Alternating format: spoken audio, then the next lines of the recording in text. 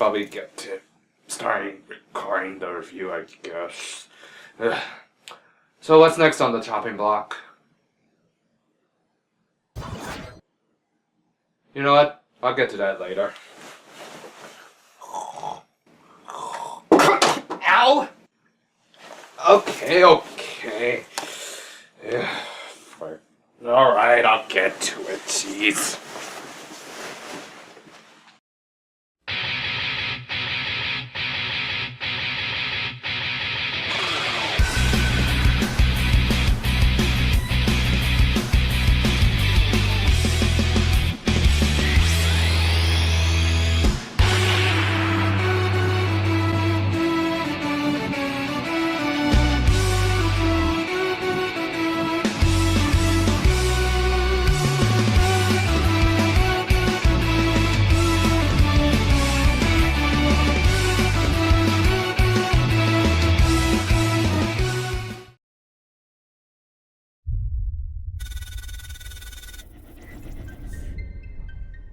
Hello my friends and welcome to Revive Anime and Games of this Taisen.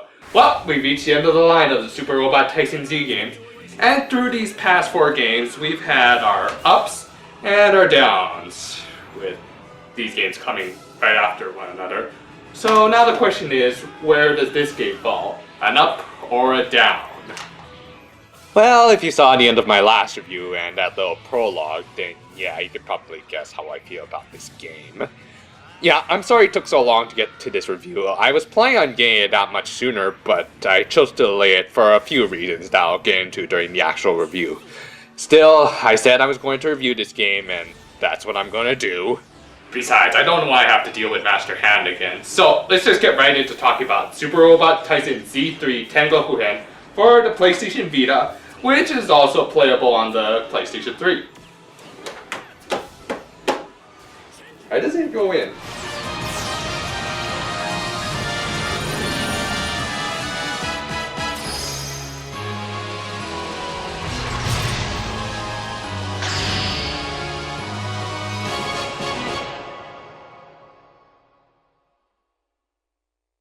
Now for this particular review, I'm going to do something a little bit different. I'm just going to start by giving you a quick recap on my thoughts about the previous game in this line.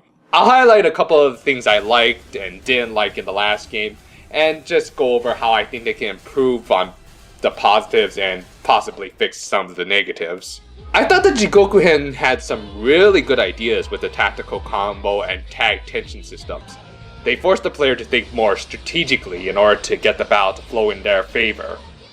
I did really want to see it return here too, but if at all possible, maybe nerf it a tad bit because Mastery Evade made the game a bit too easy. The other thing I really liked in the last game was the roster, which over the course of these 5 games has become one of the best in the franchise. I hope they got some good new series in this one. On the flip side of that, the graphics in the last game were terrible. They would have been fine if the game was still on the PS2 or even the PSP, but these games were designed for the PS3 and the PS Vita. These systems have not only superior hardware than their previous gen brothers, but have been around long enough that developers should have no problem designing a good engine for it, which Van Persel actually has done in the past for their OG games, but yet they mostly recycled the engine from the PSP games. I'd say the only way they could actually improve it is by rehauling the game's graphic engine altogether. Also, I didn't care for the new Van Persel original character. I thought Hibiki was boring and kind of creepy because he had the hots for his teacher.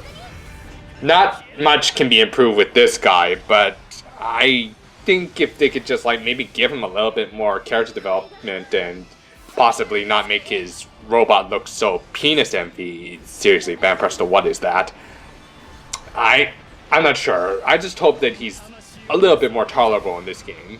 So with those points in mind, let's see if this game managed to improve on what was already great, as well as possibly fix some of the issues it had.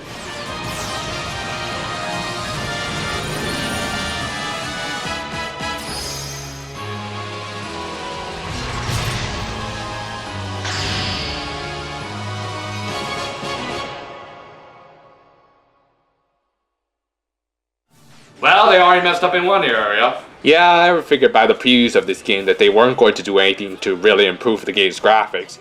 But still, they could have made the animations a little bit more dynamic.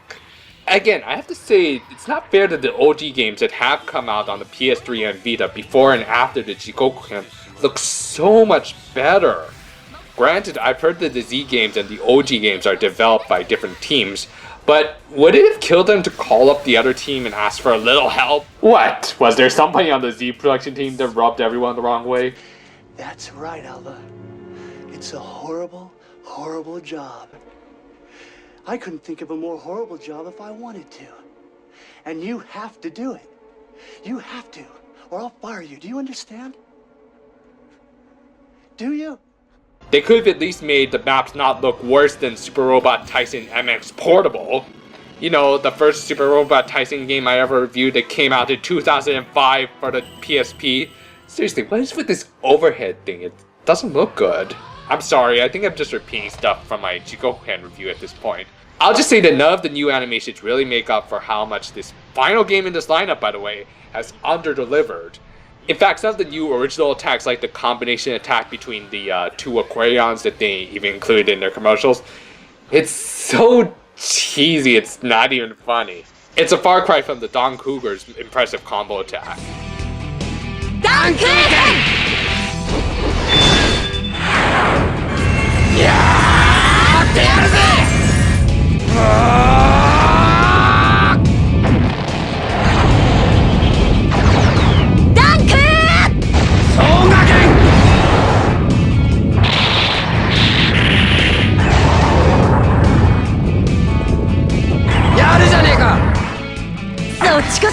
Giant robots that fist bump are the very definition of badass.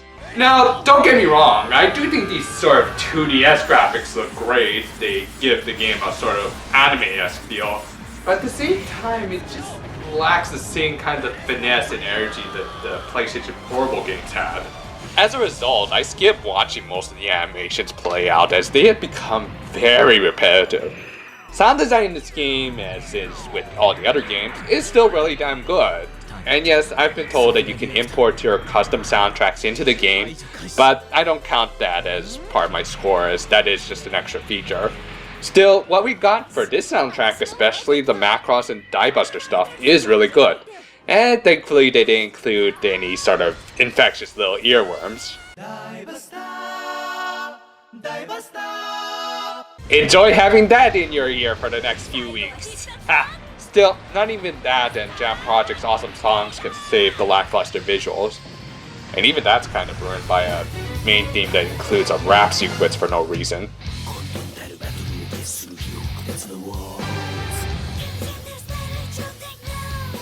Yeah, because I always thought that epic symphonies needed a sort of Japanese rap to them that doesn't rhyme or anything and just sounds really cheesy and oh god, I can't stand it. Yo,俺 MC アキオマイク握れば最強のパンや That was pretty terrible.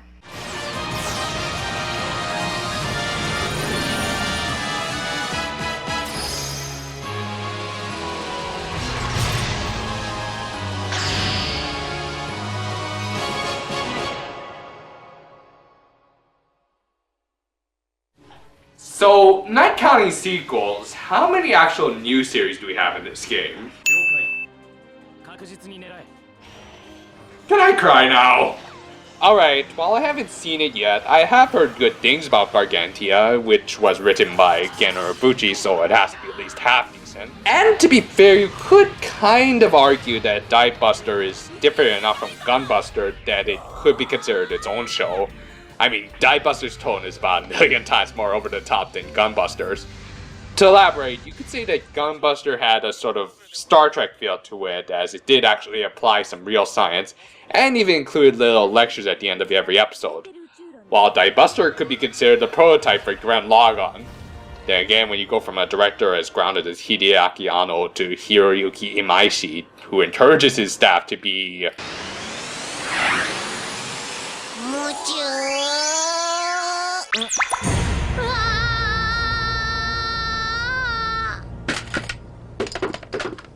creative, shall we say, it's going to be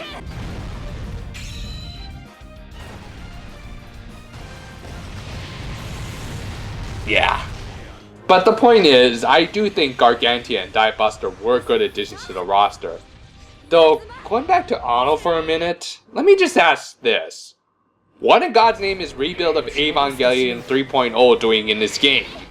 1, nobody actually liked that movie that ruined Misato's character, and 2, it ended on a cliffhanger that leads into Eva 4.0, which is still in production. As such, they could only really use snips and tidbits from that movie.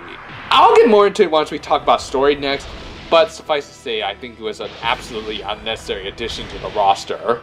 Heck, I think the only reason they brought in Eva 3.0 was just so that they could say they have the Evas from that movie in this game and hopefully sell a few more copies. Don't ask me who thought that was a good idea.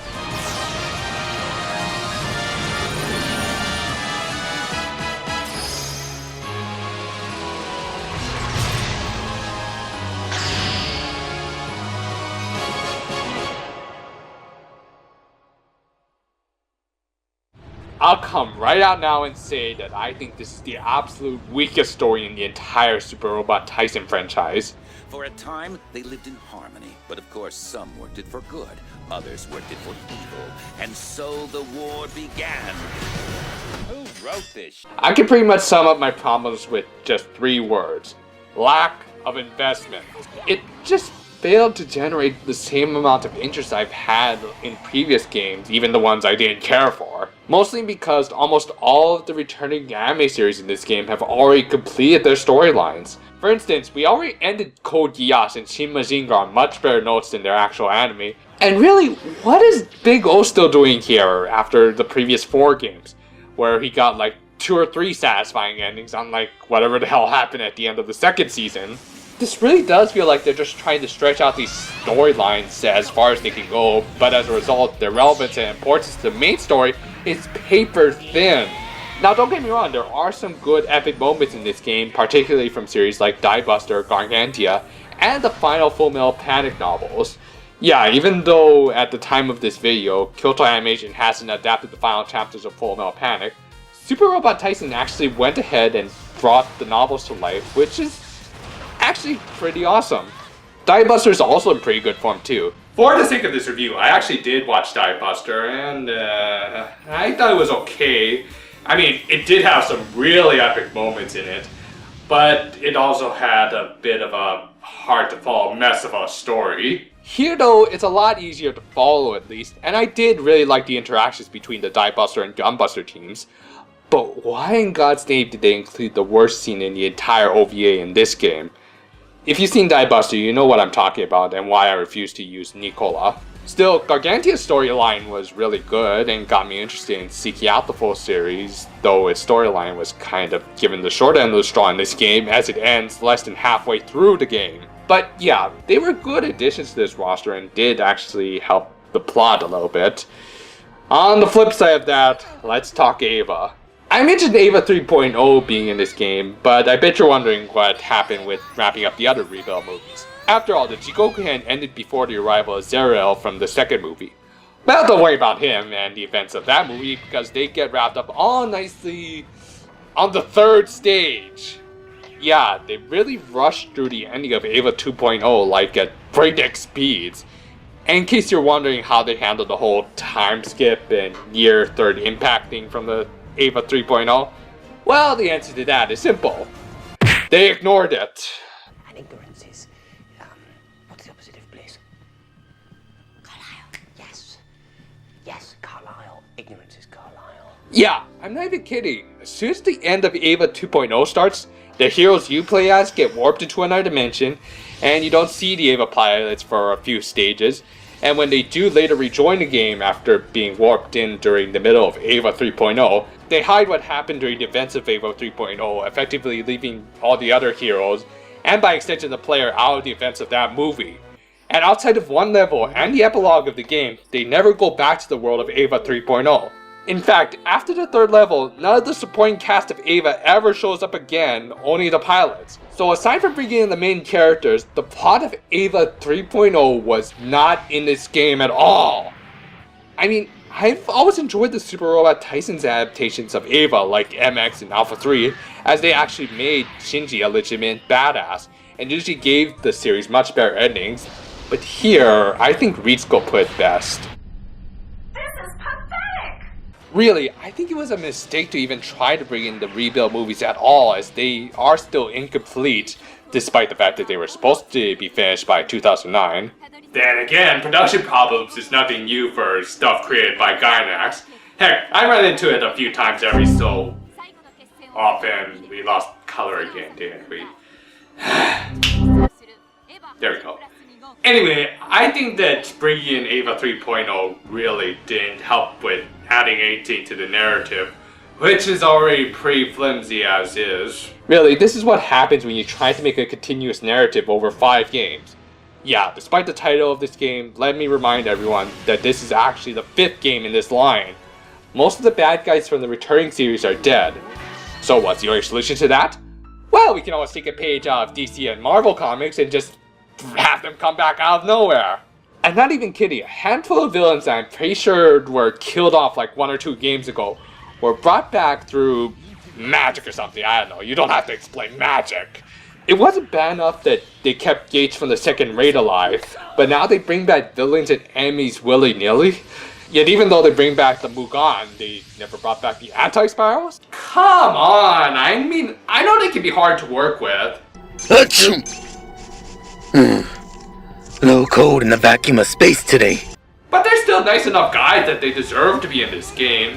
Which, now that you think about it, how did we go from fighting an omnipotent anti-god with galaxy-sized Gundams to fighting handsy pretty boys like this? As I said before, a good epic should have the scales of battle grow increasingly larger. After you hit a high point, you should probably just call it quits, because everything else after that just feels so underwhelming, like in this case. I think the Nostalgia Critic put it best. Guys, that's not upping the ante, that's taking away from the ante. Why would you do that? I mean, I don't want to just sound like a Gren Logon fanboy, but after the Logon-hen version of the anti-spiral, how do you realistically top that unless you repeat the same patterns? Which they did try to do in this game, minus the galaxy-sized mechs, so yeah, they didn't really top it, did they? But now let's move on to my biggest problem with this storyline. With the third-party anime barely contributing to the main story, what's left? Why, the poorly written and predictable as all hell Banpresto original characters, of course. Yeah, I know these guys are supposed to be an integral part of the Super Robot Taisen series, but here, you really do feel like they are hogging the spotlight. Now, let me just make one thing clear. Up until this point, I've actually enjoyed the Banpresto originals of the Z line for the most part. To me, they were unique and interesting characters. Ran and Mel were a badass battle couple who were a ton of fun. Setsuko was a good, tragic heroine who remained strong despite the amount of crap that happened to her.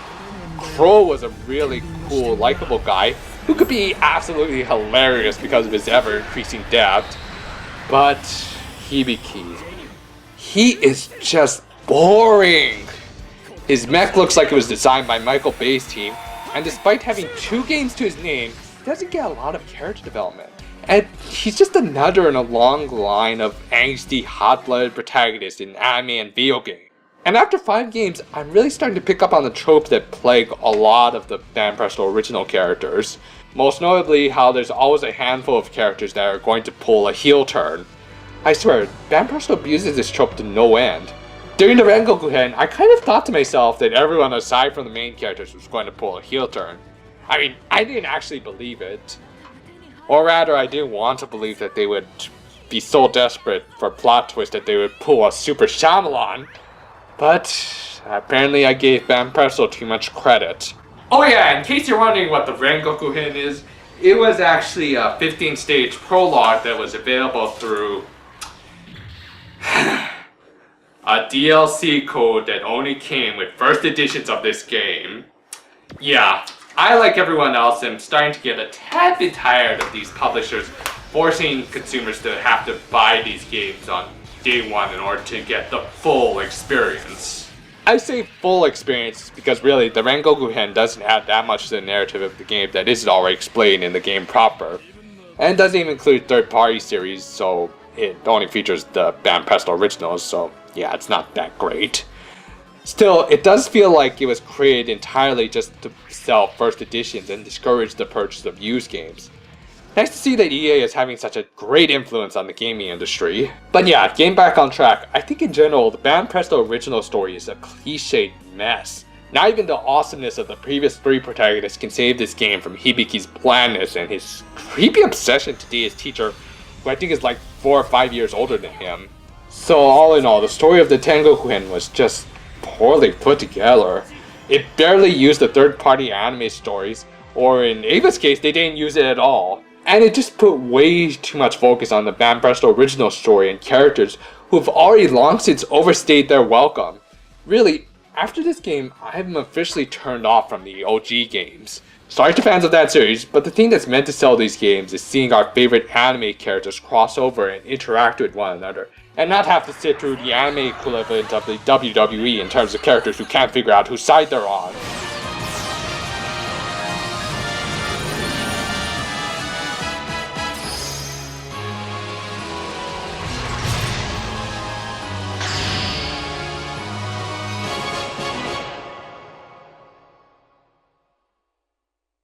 This was the part of the review that led to most of the delays, as I had to replay certain parts to get a clearer opinion on what I thought about it. For one thing, the battle system here is still really damn good. The tag tension and tactical combo systems are essential in certain stages and encourage playing strategically. However, come the last core of the game, those same systems plus a new gameplay mechanic completely breaks the game. That new gameplay mechanic being the Z crystal. You see, by paying certain amounts, you can basically gain bonus perks that do stuff like fill up your tag tension early on, and even give you extra money and experience after every stage. Depending on whether or not you complete the Jigoku-hen and the Rengoku-hen, you could end up filling up the Z crystal before the end of the 4th stage like me. If you didn't, it only takes really selling a few useless parts to fill it up quickly. And once you do, you basically get the best status buffs from the last game, and even cheaper price and much earlier into the game. Yeah, if the Z crystal sounds kind of like a cheat, which it kind of is, you'll still want to use it because for the first half of this game, the enemies really cheat. I swear to God, this game probably has the most annoying collection of enemies I've ever seen in the Super Robot Taisen games. From the Full Metal Panic enemies with their Lambda Driver barriers to these guys, the Angeloid Alka. They all just feel really damn cheap. I mean, not only is Angeloid Alka a really silly sounding name, but they have some ridiculously strong armor, and pilots who are at level 70. They're like final stage level enemies, but they start appearing less than 1/3 into the game when my guys are only averaging out at level 35. For the longest time, I didn't know how to quantify the difficulty in this game. On the one hand, stuff like the Z Crystal in the long term are serious game breakers, but on the other hand, the game often sends out guys like these who are really overleveled. Now graciously, in some stages like the ones where the level 70 guys appear, the game bails me out by automatically ending the stage after a certain number of turns. However, in a way that kind of made it worse, as I felt frustrated that I wasn't able to win on my own. And that's this gameplay in a nutshell. It's frustrating. I've mentioned in the past the importance of a good difficulty curve, and this game is a prime example of how it can go horribly wrong. The idea behind a good difficulty curve is that as the game goes, it becomes progressively more difficult as the player starts to get better at playing it. This is especially important in an RPG where literally the game character's skills are also developing. An example of a game with a good difficulty curve was in my last review for Digimon Story Cyber Sleuth. This game has a battle system that you could take advantage of, but at the same time it did encourage you to actually build a balanced team. Its bosses never felt cheap or overpowered, and each stage felt a little bit tougher and grander than the last, leading up to a great final boss. Here, you can abuse the battle system, which you'll need to do as enemies either have really annoying abilities or are over-leveled as all hell. Oh, but then once you get into the third act of the game, it not only gives you a bunch of OP units, it also upgrades the stats of all of your units, making the rest of the game a cakewalk. I think for the last 10 stages, I was able to cleave through them in like just 2 to 4 turns. This game does not have a difficulty curve, it's a difficulty roller coaster, and a poorly designed one to boot. You know, the kind that starts off with a long and steep climb up. All the while you can start to feel yourself getting a headache because you can feel the blood rushing to it. And then once you do reach the top, it quickly falls right back down to the same level you were at the beginning. And it never tries to reach that same high point. It just keeps going at the same level, and you're getting really bored because the ride is just this long, tedious track. And you just want it to be over. That was my experience with the gameplay here. I mean, at least with the Tengoku-hen, as easy as it was, at least it was consistent with its difficulty level. Here, it's a mess!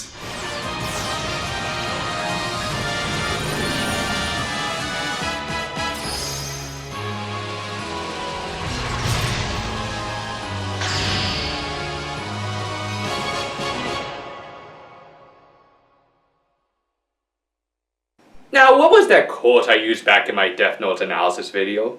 This ending felt like it perfectly encapsulated the classic quote from T.S. Eliot's The Hollow Man. This is the way the world ends. Not with a bang, but with a whimper. Yeah, that's the one. Somehow I think it better describes the end of this series than it does of that one. On the positive side of things, some of the new series like Gargantia and Die Buster are actually good additions and do provide some good character and epic moments. It's actually nice to see the Full Metal Panic light novels get adapted here before hopefully getting an anime. And the tag tension and combo system should become an essential part of all future Super Robot Taisen games. On the flip side of that, despite Gargantia and Die Buster's contributions, the story's narrative is actually really thin, with the returning series barely being able to contribute at this point. EVA 3.0 barely has any of its own plot brought up, and thus it feels extremely tacked on. The graphics are still awful, and what is the deal with that stupid rap that ruins an otherwise fantastic Jam Project song?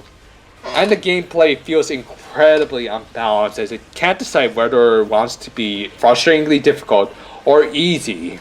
I hope in the future Banpresto can get its act straight, because these last two games have both been massive, directionless disappointments. As such, I give this game 2 Bayformers out of 5. I mean, really, what happened to these games? I mean, I still think that Z1 still has the worst gameplay and roster overall, but you know what? At least it still had a very solid story. At least it knew how to use its actual series instead of just like ignore some of them altogether. I really think that this series should have ended with the Z2 games. In fact, you know what? That's my recommendation to you guys. Seek out the Hakai-hen and the Saisei-hen. The last time I was in Akihabara, I actually managed to find them for like going for about 1,000 yen. Which is less than $10 US right now. It really, I don't even want to have to deal with these anymore, so I'm just going to return to the tree right now and... Ah! What the? You would dare insult our greatness, you curd. What? To you, we might seem like mere kids that got their budgets probably cut way too short, but we, in fact, should be placed in a pantheon of all great RPGs out there. For we are the shining example that all other RPGs should strive for. We are the undisputed. We are the Z3. Hey! You were my first partner, Digimon. Yep.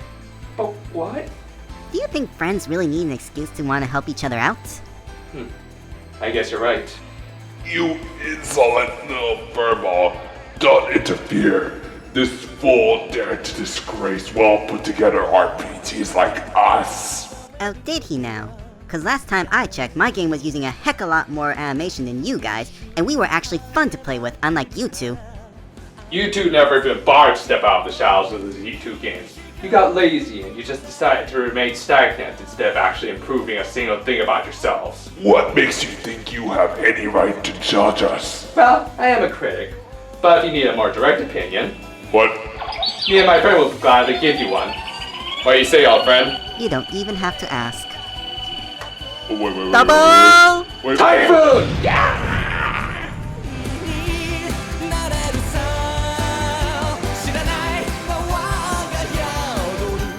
Thanks a lot, old friend. No prob. Now that you're done with this review.